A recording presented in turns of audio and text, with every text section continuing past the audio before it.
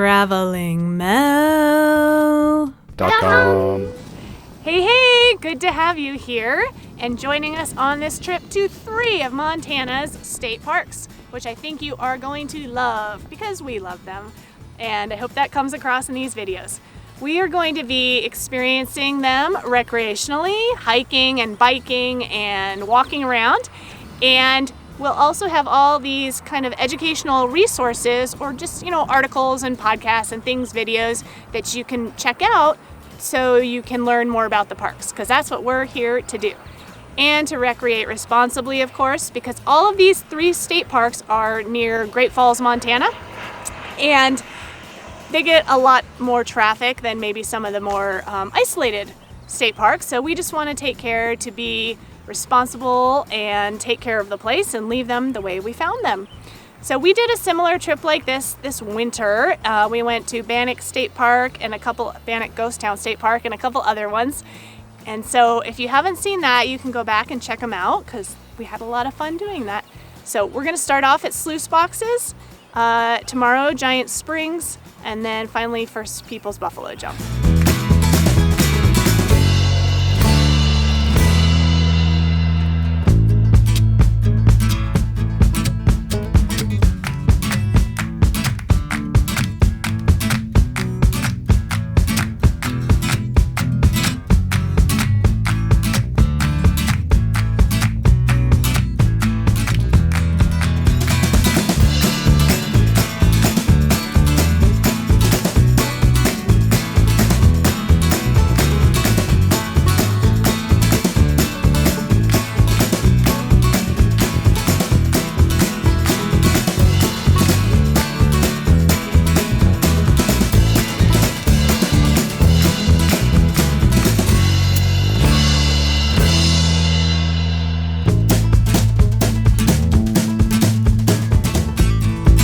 Sluice Boxes State Park is really beautiful, as you can see, and if you've ever been on the Smith River or seen our Smith River videos, you might notice that it looks a lot like just a little mini version of that, and that's because of all this limestone, which is cool because we're trying to learn about the history of Montana. And if you go back far enough, this whole area was under an inland sea, and that's where all these little sea creatures lived and eventually formed the limestone.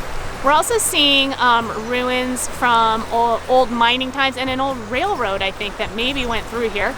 So that's interesting.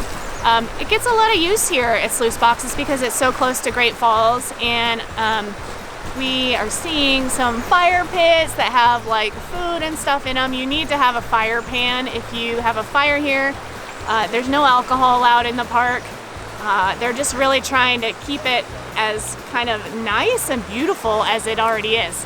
Fishing is allowed. You have to know all the Montana fishing regulations and have a license, but a lot of people come here to fish. I think some like tubing and maybe kayaking. It's kind of a small creek. And then, of course, hiking.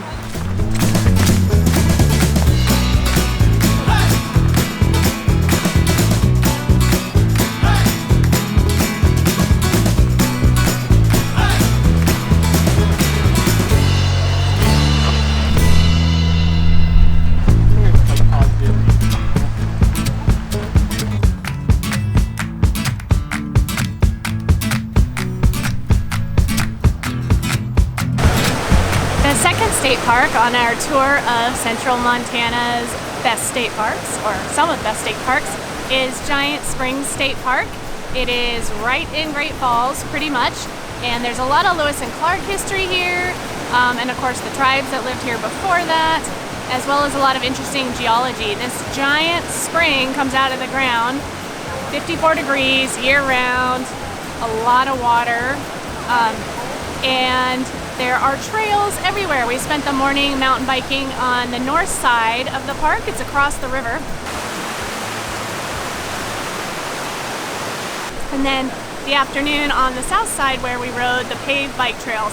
And these bike trails go all the way into Great Falls and around, so you can spend a lot of time riding along the rivers and just getting to bike around and enjoy the scenery. In addition to all the recreational opportunities here and the learning opportunities, there are 2 other things I want to mention. One is the fish hatchery where they're raising rainbow trout, and you can go in and see them. There's a show pond. You can feed feed them food.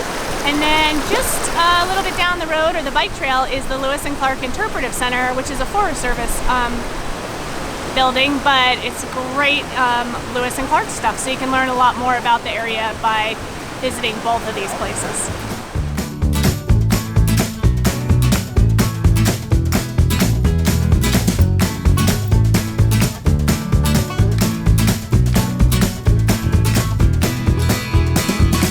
Our third state park on this little adventure tour is First Peoples Buffalo Jump. And we started the day down below the jump at the visitor center, which is really good. Definitely stop there. And had a jump talk, which they do every hour during the summer on the hour, and learned all about the 13 tribes that use this area and how they use this area. And there are hiking trails. You can do a 3-mile-ish loop that takes you from the visitor center to the top of the jump and back down. Or you can also just drive up to the top of the jump. But I would encourage you to do the walking if you've got it in you, because there are some interpretive plaques along the way.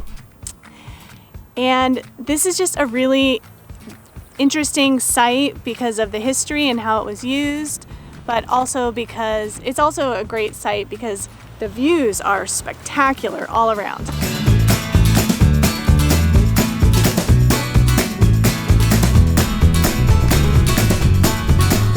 It occurs to me that I should probably tell you what a buffalo jump is, just in case you don't know, but essentially tribes would corral bison up on the top of something where there's a cliff and then get them to stampede off the cliff.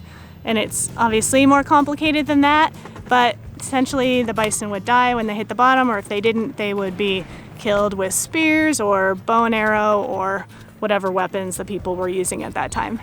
And one other thing I wanted to tell you is up at the top and kind of on the backside, there's tons of prairie dogs if you come at the right time, and they're really fun to watch. And lots of flowers out right now too. There's a lot more out here than you think there's going to be when you just get this big view.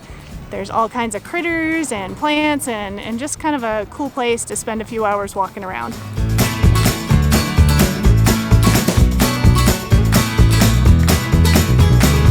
Thank you for joining us on our little adventure through some of our favorite Montana state parks, Sluice Boxes, Giant Spring, and of course ending here at First Peoples Buffalo Jump. We hope that you will like us, share, all that kind of stuff. But more importantly, just get out and explore Montana state parks and do your research before you go so you know what to expect and what to bring. And I will have all those details in the blog at TravelingMel.com, of course. Thanks.